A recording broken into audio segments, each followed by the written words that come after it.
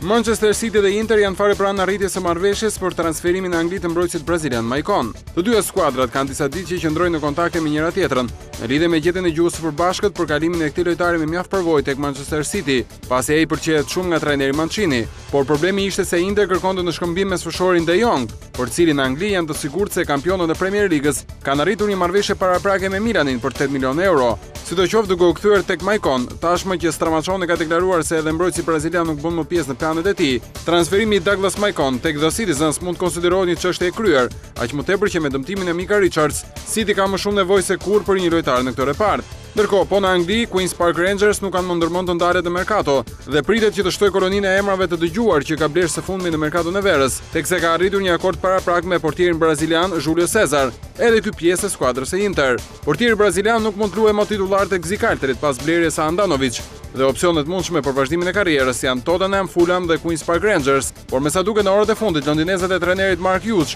i kanë ofruar një pak më të mirë vjetore portierit Julio Cesar, duke e bindur atë.